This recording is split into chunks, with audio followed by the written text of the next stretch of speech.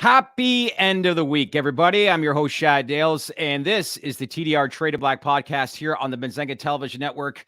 Reasons why you should watch this podcast here today. Well, we've had the biggest companies in the space announce their latest earnings this week, so we'll do a quick recap. But more specifically, we have the CEO of arguably the most talked about cannabis stock in the world, Kim Rivers from Trulieve, joins us to talk about, yes, the latest earnings, but also to dive in deep on their announcement from earlier this week regarding their debt announcement, what it means, because many investors have questions they'd like to be walked through on how it's going to be executed. That's the most important thing here today. So let's jump right into it and welcome in our two co-hosts. Again, TDR lead financial writer Benjamin A. Smith, along with TDR millennial entrepreneur Anthony Varrell. Good to see you guys. What a week it's been. I know you guys have been working around the clock. We've got Kim Rivers coming up in a moment. So we wanted to tackle that off the top, but I think maybe what we'll do, guys, is just jump into the second announcement, which is about Cybin. Ben, I noticed you made some notes here in the show notes, but they basically announced this morning that they're raising $30 million at 45 cents. Also included a full warrant exercised at 51 cents. When going over this, we knew that Cybin was going to need money as they enter into their phase 3 trials.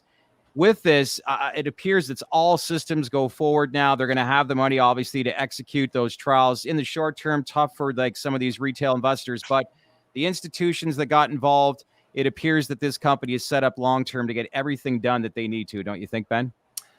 I do. I think so. And obviously, the inevitable raise has come. And this right on the back of interim data results for CYB003, their flagship compound, its psilocybin compound, which produced a 14-point reduction in the matter scale. Yeah. We talked about that before. That is Yeah. the benchmark scale that they use to determine, it's a set of questions to determine how much depression has gone down in an individual patient. And it went down 14.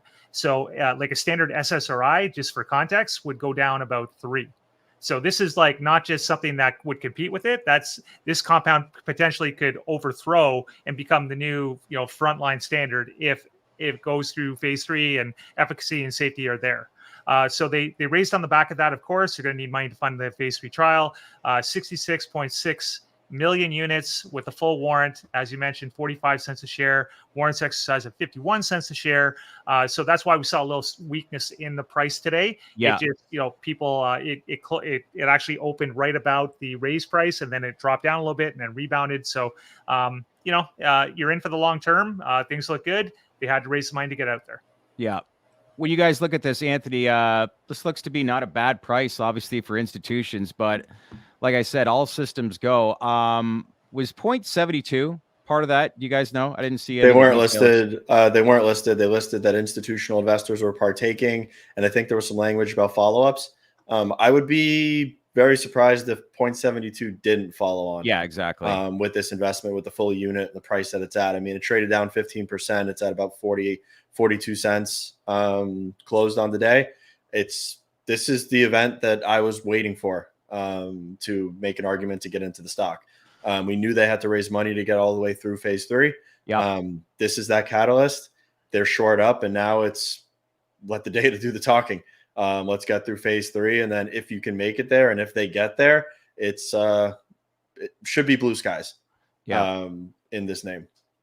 I hope investors, were patient enough. Sometimes in junior biotech, buying the news is not the best way to go, especially with companies that are cash strapped and need the money.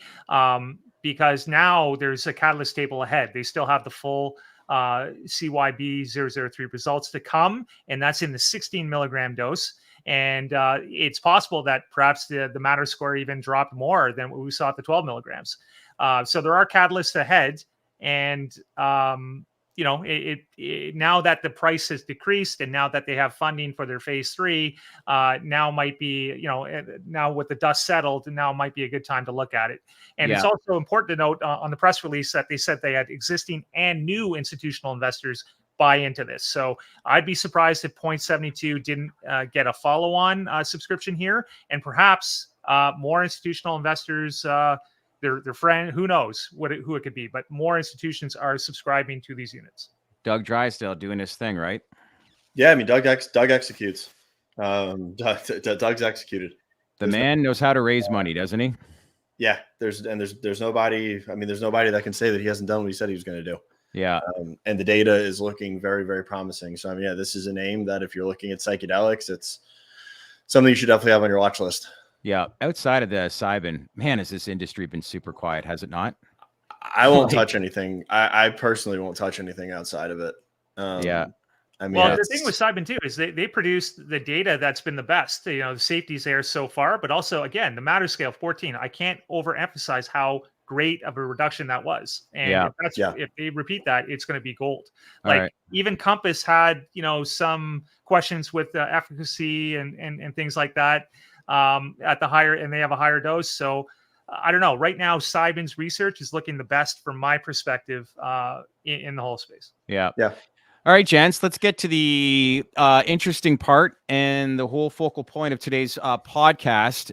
Not waste any time. Let's welcome in arguably the most talked about stock in the world when it comes to cannabis, Trulieve CEO of Trulieve, Kim Rivers. Good to see you. Probably just another slow week, huh?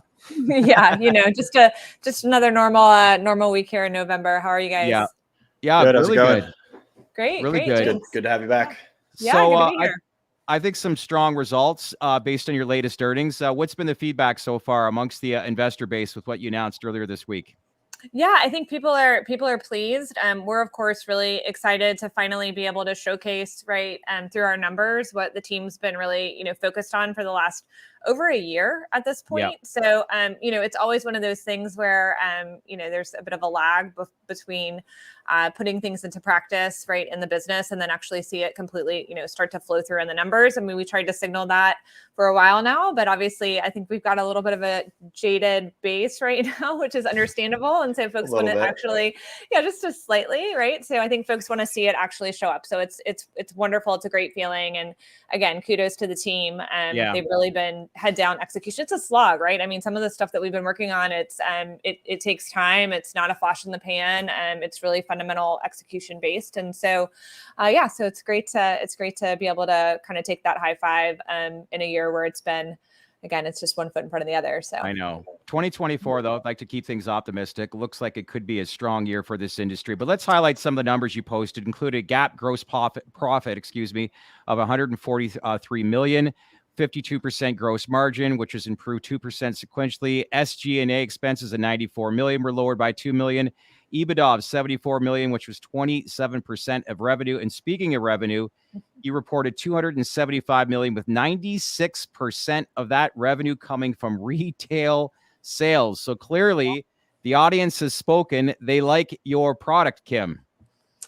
Yeah, it's kind of like I said, I mean, it's amazing to see, and unit demand is incredibly high right now, not to use a pun. And so which is, I think it bodes well for the overall thesis that cannabis is here to stay, and it's a growing product segment. Adoption is continuing to grow in most of our markets, if not all of them. And really, when you see numbers like out of Maryland, for example, that we saw with the rec flip there, and then you think about, oh my gosh, what is to come in our portfolio when we think about massive markets for us, where we've got hundreds of stores between Florida and Pennsylvania with adult use to come. It's really pretty exciting as we look ahead here. Yeah. So speaking about Florida, your efforts have been gargantuan in regards to the organization and the dollars that you've put there. What was your take after the Supreme Court hearing earlier this week? Like, I don't want to talk about it out loud because I'm afraid I'm going to jinx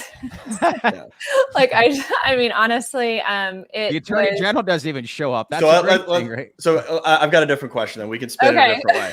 So after the results in Ohio with issue 2, which Trulieve is also a participant in that state, there was a lot of pushback on, the older geriatric community weren't voting for issue 2.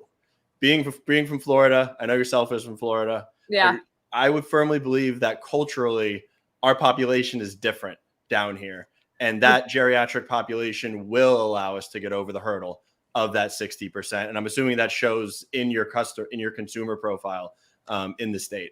For sure. So, I mean, a couple points there.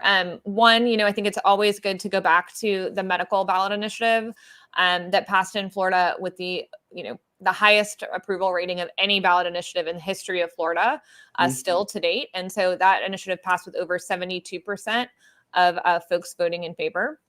So there's that. I think that the other data point is recent polling shows similar trends as it relates to adult use. So polling that we've done is in the high 60s or at 70%. And so, and that's without any campaigning. That's without anything really. I mean, it's just vanilla polling. And so folks need to remember that the program in Florida has been developed against a backdrop of Republican leadership. So it's not like we've had massive swings as it relates to our voter base or, again, the leadership makeup in Florida over the last, 3 years, 4 years that really the medical program has taken off. And adoption as it relates to our medical program is really high and continuing to grow. So, when we look at, 1,500, 2,000 patients week over week, right, it's definitely becoming more normalized. And we look at the attitude of the legislature and, again, from a regulatory perspective, how they've progressed over the years as it relates to form factors and ease of getting a card in Florida, allowing telemedicine for renewals. The landscape has definitely incrementally, changed and developed over the last several years. So agree with you. And then to your point, right, our average patient in Florida is around 50 years old. It is definitely, I like to say that if you go into a Trulieve lobby, it's like a microcosm of Florida. You're going to see all walks of life. It's like going into a CVS. It's not. It's very representative of the population in general. So I do think that it's set up for I think a strong result. Assuming we can get on the ballot. Now, Kim, regarding your top line revenue, and congratulations on the earnings, by the way. I think the market's spoken. Good performance of the past couple of days. But on the top line revenue number, $275 million for this quarter. And that was down about $7 million sequentially from last quarter at around 282. Yeah, and you probably, I think you opened half a dozen stores or thereabouts around that time. So can you explain to the audience why revenues on a per store basis, if you average it all out, is actually going down a little bit? Are there challenging market conditions, and if so, do you foresee that to improve in the future? Yeah, so there's a couple things going on. I mean, I think it's interesting to point out that, look, all cannabis portfolios are not the same as it relates to state saturation and store spread and market spread. So for us, right, we have some seasonality between Q2 and Q3. Reminder, one of our larger cornerstone markets is in Arizona. Over the summer, I think, I don't know, there was some ridiculous stat that over 30 days was over 100 degrees, like 110 degrees or something during this time period. It was incredibly hot. A data point that, we look at is last year, actually sequentially, and again, this speaks to seasonality, Q2 to Q3, there was a decline of 6%. So we actually improved and kind of narrowed that gap, if you will, when you look at a 3% this quarter and kind of that seasonal period. So again, different market dynamics for different folks, right? I mean, if you've got folks that are instead over allocated in the Northeast, like if you look at Illinois or even Pennsylvania, which was more of a it's a stronger performer during this period of year, and then it switches, right? Because then you have snowfall come in, blizzards, et cetera. So I would just caution folks that not all, although we talk about, right, it's cannabis earnings and we all are reporting in the same time, and so it becomes a sort of homogenous conversation. It's really not yet homogenous because of the difference in our portfolios from market to market. So that has a big impact, and I think you'll continue to see different patterns of seasonality among these companies for a little while. That being said, though, to your point, I mean, certainly there is, continued, I would say, in certain markets, price compression. I think it's important to note that, look, we were still, and we had indicated this previously, undertaken a large inventory wind down initiative for this year. As we brought, again, our large facility in Florida, in particular, our 750,000 square foot facility online, brought down some other capacity, right? There was some lumpiness there. We actually, in third quarter and towards the beginning of Q4, we're out of it now, had a situation where, it's very difficult to land that perfectly. The team did an outstanding job, but we were actually running short on some flower products. You saw that in our numbers in the OMMU reports, right? Trying to make up for that on the oil side, which I think, again, team did a great job. Now that's coming back, right? Last week, actually, you saw us back up over 40,000 ounces on the flower side, and that'll continue to grow. So some of that is self-created, again, execution. I mean, I think we've got the enviable position of being kind of a market maker in Florida. And so what was interesting to us is that we didn't see consumers trading out of Trulieve. They were just, the entire market was actually shrinking when we actually didn't have inventory in stores. So I think that's indicative of really just the position that we have in the market, and super excited about that Jeffco facility continuing to ramp. I gave a stat on the call that, our potencies coming out of that facility now are averaging 28%, and our costs are just phenomenal. So, I think there's been a lot of skepticism in terms of just, what kind of product that was going to produce. And it's a game changer. I mean, speaking about the product. So, I mean, obviously I'm a patient of Trulieve. I've seen the brands that you brought in from the West Coast with Alien Labs, Connected. You're bringing in the more premium brands, and we've seen some other brands enter the space as well as some homegrown cannabis brands. How are those brands performing at retail? Does that make up a large portion of the product mix, being a premium product? It's a balance, right? I mean, premium in terms of just from a segment is gonna be a little bit more niche, right? I mean, and that's by design. I mean, because you want to command a premium price as well, and some of that has to do with the exclusivity nature of it. You want to do small, more craft oriented drops, right? You want to have more frequency in terms of strains and ins and outs, and so some of that is definitely by design. What I can tell you is that, and what I said on the call is that certainly we've seen increased volumes, right? In our value in mid-tier and roll one and modern, but we are still seeing a really good steady activity from our premium clientele as well.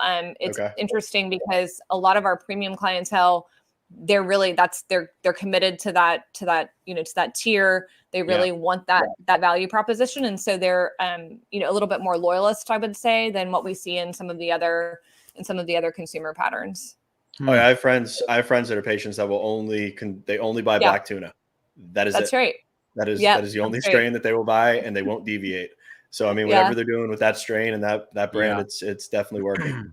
I love the point you make about older people have a different lifestyle in Florida versus Ohio. You think there's a reason why Jimmy Buffett plays on a beach in Florida versus going to Dayton, Ohio, don't you think? Yeah. God rest his soul. Yeah. Great guy, that's to say the least. All right, we want to focus, and I know this is we want to get in front of this. There's just been a lot of questions, obviously, on Twitter and Reddit and whatnot, but we focus on the announcement that was made earlier this week, where you'll redeem $130 million of your outstanding 9.75% senior secured notes.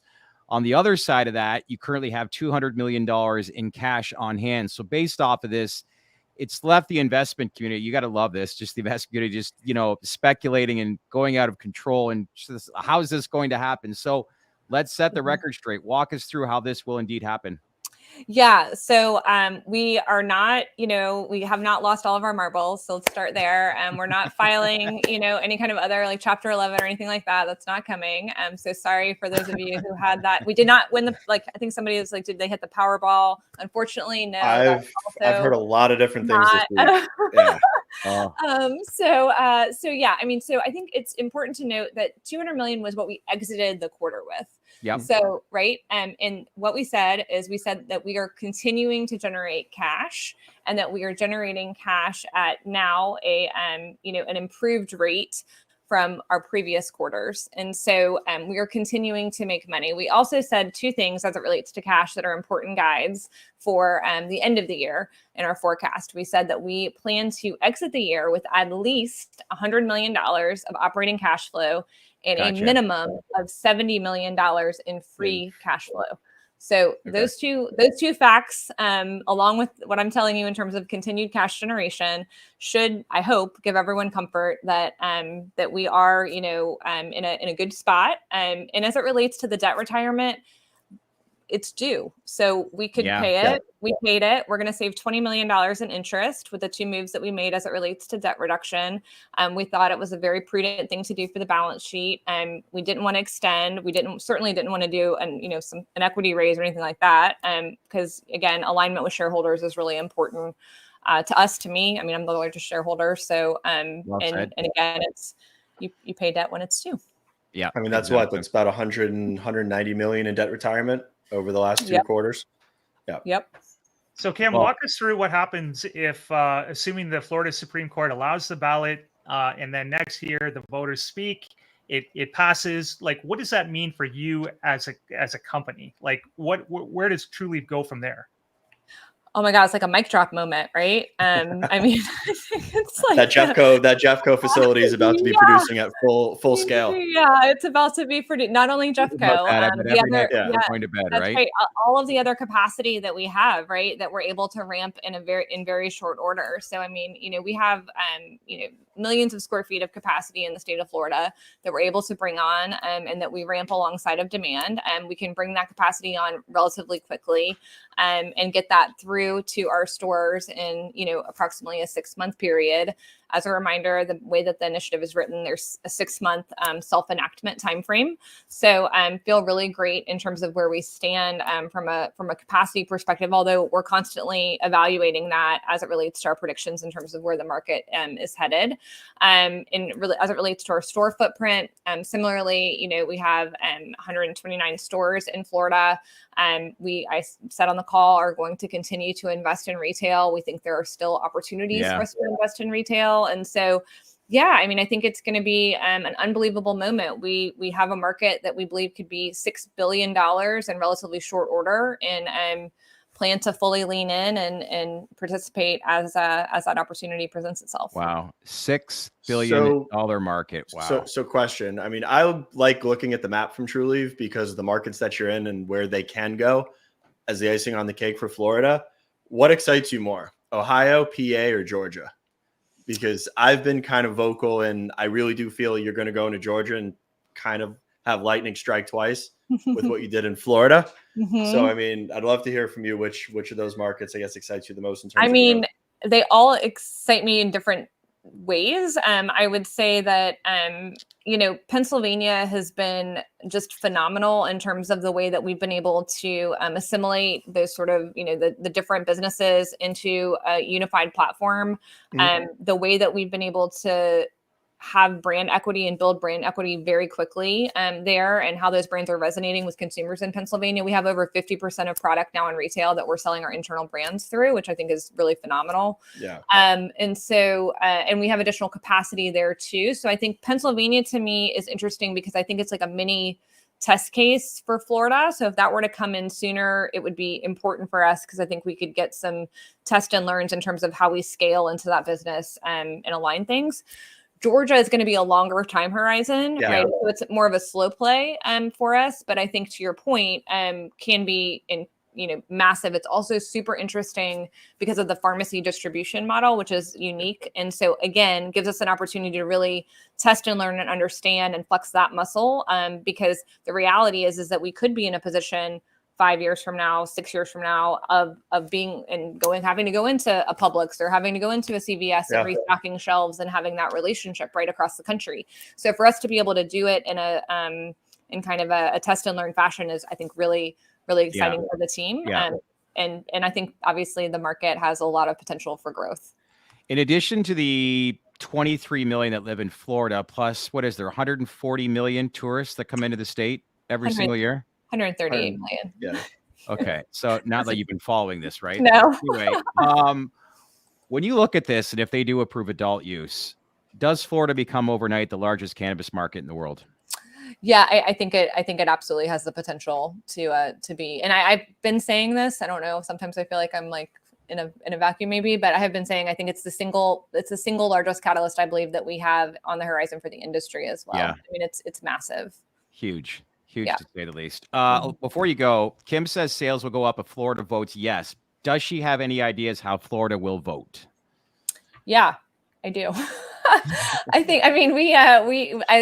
like to think that we are, we look at ROI on investments that we make, and obviously we've invested heavily here, and have a lot of confidence that that Floridians are ready for the next step. And certainly again, our polling and other indicators are there that we would be successful. I mean, it's going to take work, right? Every step of this takes work. It doesn't just, magically happen, but I think we've got a great team in place, and the campaign's been doing a phenomenal job. Again, I think as evidenced by the justice's response this past week, and so we have a lot of confidence. Have you seen a lot of change since COVID as far as like, look, this is what we focus on, this is our world, cannabis, but people outside of this, when it comes to priority, we've had some people on before that have indicated ever since COVID, you've really seen how more and more Floridians want this to be a priority and to get adult use passed. But do you agree with that sentiment? Have you seen a lot of change over the last couple of years from when you first started?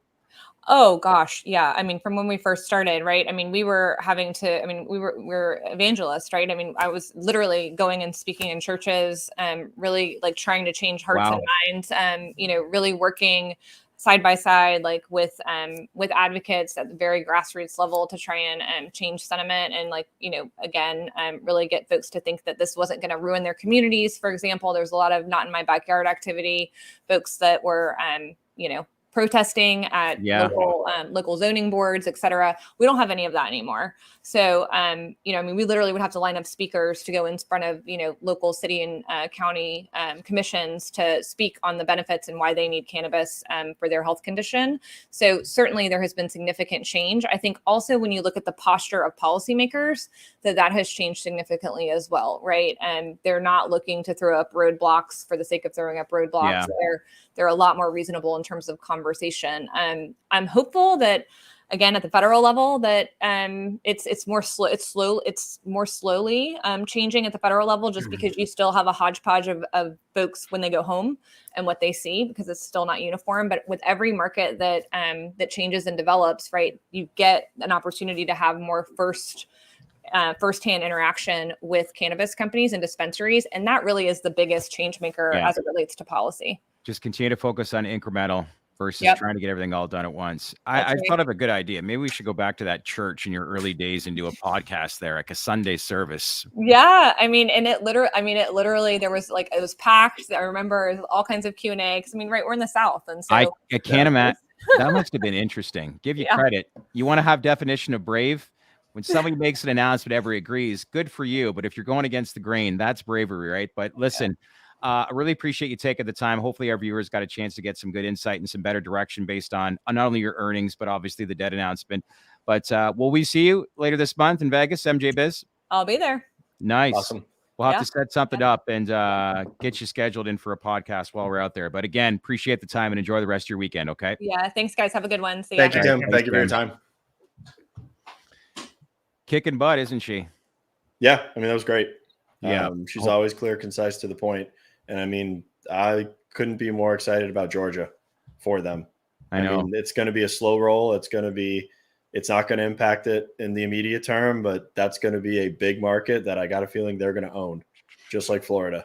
You're good at reading things. I will say that in the early stages, but good question. But you kind of saw that smirk on her face. I definitely think she's probably trying to keep that low key and just go about doing her thing. But I mean, it's part of the thesis. It's part of the thesis. I've said my time horizon's long in this sector. If you're looking at companies, I don't suggest looking at companies of what they're doing now. You need to formulate an opinion on what they're going to be doing 5 years from now. Yeah. And if they own Georgia like they own Florida 5 years from now, they're kicking ass. Ben, that was interesting too when I asked about Florida being the biggest cannabis market in the world and did not even hesitate. Well, it was funny. I was actually thinking about asking her if the rec ballot passes, whether Florida becomes the most preeminent state in the union, even over California, which is around $6.5 billion annualized revenue. So it's going to be right around that amount. But given the fact that they're producing that kind of revenue with half the population of California, it's I think Florida way more concentrated. Yeah, I think Florida will get a leg up on California just because of how big the black market is in California. Yeah, naturally, the naturally occurring black market. We have a black market in Florida, but it's not as sophisticated. No. That's a really good point. So the price, there won't be is nearly the price weakness as you see in California, where they grow it all over the place. Humboldt County, up north and central. I've been to farmers markets in California that are super sophisticated. Yeah. As far as the black market goes, all the growers show up from Humboldt. They've all got absolute gas at cheap prices, and it is well grown. It's awesome. $30 an ounce. So you can get up there, right? I've good seen stuff. it for $30 an ounce. Yeah. Florida is definitely becoming the new California. 30 years ago, everybody wanted to be along the ocean in California, but Jeff Bezos selling his place in Seattle. He's moving to Miami. So I think I figured out why he's moving to Miami. Why? I think he's probably getting more involved with Blue Origin, his space company. He was at Cape Canaveral today with the team. Very good point. And that's a natural fit. You don't want to be flying from Seattle to Florida all the time for business, even though he's probably on his PJ and it's pretty comfortable. Coming into Miami, he just bought a $79 million mansion on Miami Beach. $79 million. Yeah. You guys have been working your butts off around the clock, looking at a lot of these American companies releasing their latest earnings. I think before we go this week, important to outline very quietly, Aurora Cannabis announced their latest earnings yesterday. Some of the numbers included a 30.5% increase in total net revenue year over year. Some strong numbers, to say the least. Start with either one of you that wants to jump in first. But would you guys see this, and what really grabbed your attention? Yeah, so I mean, Aurora, I firmly believed Aurora was going to be the largest I believed at one point Aurora was going to be the largest cannabis company in the world. When Aurora came out, they were kicking ass. They were growing greenhouses. They weren't selling any cannabis at the time, but they were building plenty of greenhouses. They did the CanniMed acquisition. They did the MedRelief acquisition, which were both overpriced, but they were rolling in pieces. They had Germany exposure, which Germany's still still making progress today. They haven't moved much. But I mean, this earnings report, they're turning stuff around. They've been retiring debt. They're actually yielding revenue. They've got a diversified business away from just selling cannabis. They're also selling clones, and they're selling actual plants. Yeah. I mean, I don't hate Aurora. I don't hate Aurora here. I need to take a much more thorough look.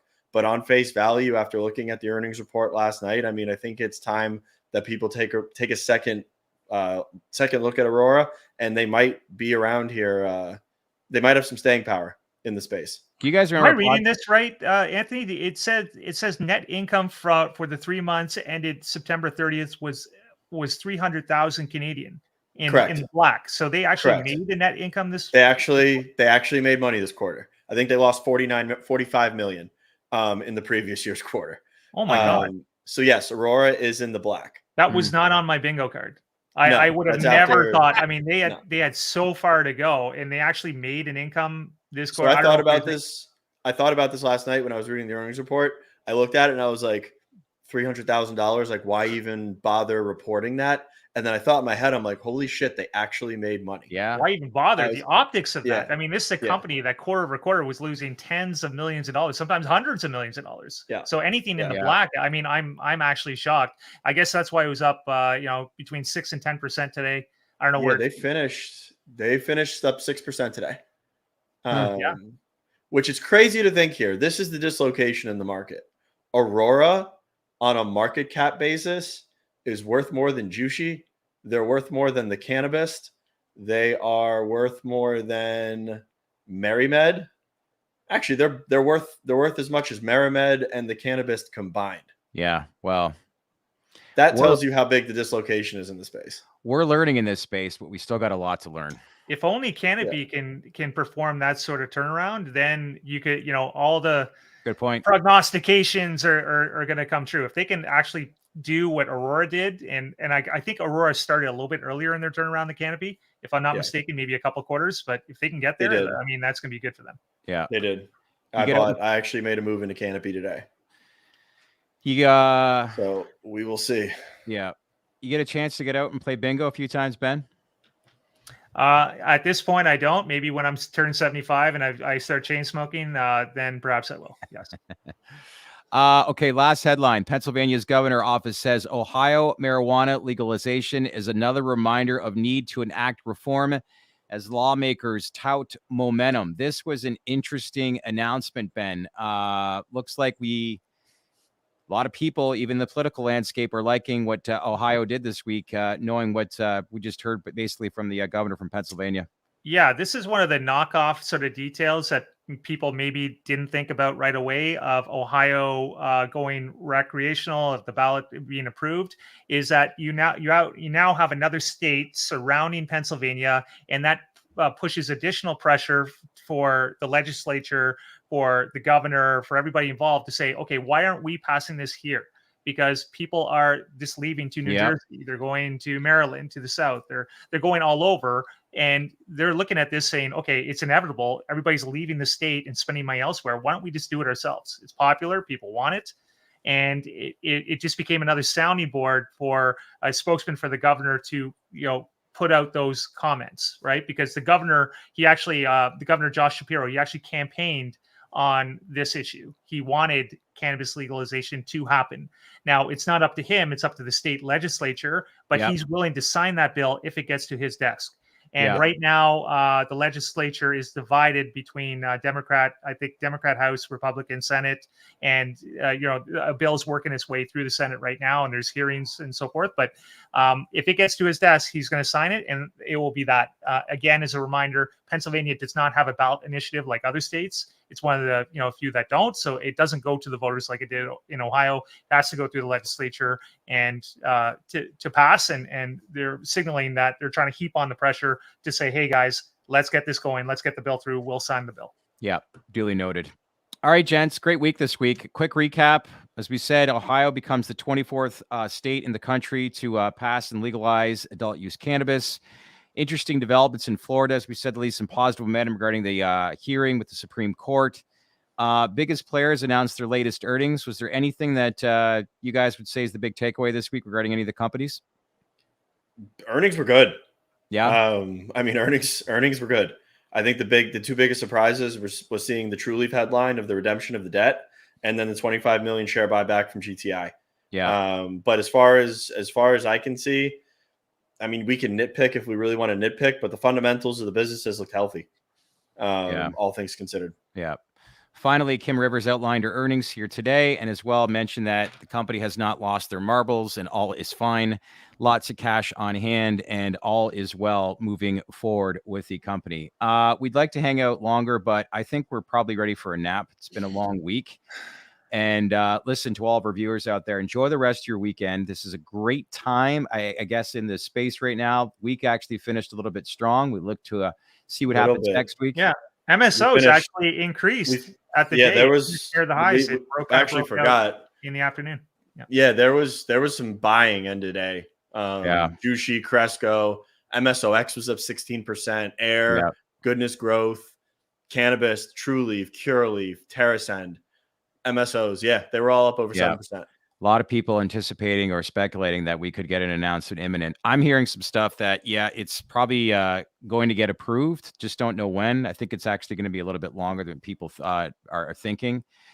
Anytime between now and the end of the calendar year. So we shall see, but we won't know this until it actually happens. One thing's for sure, the DEA is going to have a tight lip, and this will come out of left field when it is announced, which...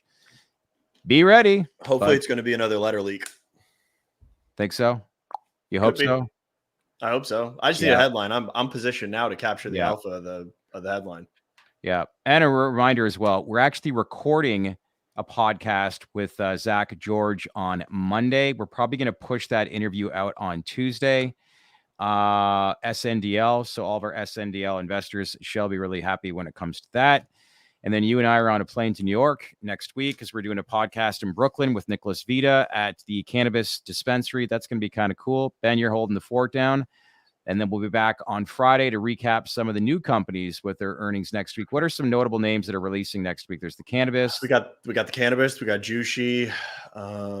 There's a lot of names. I was rifling off a list earlier. We'll have plenty of coverage on Schwazi or Schwaz or however you want to, whatever. Glass House on Monday. That's one thing with branding. Don't make a name so confusing that no one knows how the hell to pronounce it. Yeah, no kidding, right? Yeah. And I got some news this afternoon. We just got to find out the details. But you and I are actually heading to MJ Biz at the end of the month in Vegas. And we're just trying to confirm who will be interviewing, but doing a podcast at the Planet 13 dispensary in Las Vegas, which is going to be cool. Because if you haven't been to that dispensary, holy cow, it's fucking huge. Might as well do it under the bright lights. What I call the Apple of cannabis. Good point, Mitch. I call it the Costco of cannabis, but I like the Apple of cannabis better. Yeah. Mitch, was that your Costco prices? They don't actually. They're price premium, but you walk in and all the employees are all bright-eyed and bushy-tailed. They're trying to herd you into the line, and then you walk in and it's just a giant. You've been there, haven't you? It's just I have a giant. not. I was I have going been to there. last time I was in Vegas, but I didn't go. It's massive. It is massive. Was there It's for massive. There's LED signs and shit going on all over the place. There's just aisles and aisles and aisles and aisles. It sounds like you want to be stoned going in, not just purchasing. Oh, there's a coffee shop and a cafe in the dispensary. Yeah. Dude, it's a goddamn You walk in and there's a corridor with 4 or 5 shops over here, and then the dispensary is to the right, and you have to actually go through a turnstile to get into the dispensary. The question is, what was that dispensary before it was a dispensary? I think it was it a nightclub? Gentlemen's Club. That wouldn't surprise me. It looks like it is time for tonight's feature. Now we're getting too late. Yeah, it's been a long week, guys. All right. Thanks. This is the TDR Traded Black podcast. I'm your host, Shad Dales, along with Benjamin A. Smith and Anthony Varrell. Enjoy the rest of your weekend. Enjoy the moment. And we'll get back to you guys next week with more information. Thanks for joining in. And we'll see you guys all next week. Have a great weekend. Thanks, everybody. Hey, everyone. Thanks for watching. And if you want to learn more about the emerging industries that we cover, then leave a comment below and let us know who you want us to interview, the questions you want asked, and the information that you want to learn. We want to hear from you. As usual, click on that bell for all notifications to get the latest information. Share this video with your network, and don't forget to subscribe to our channel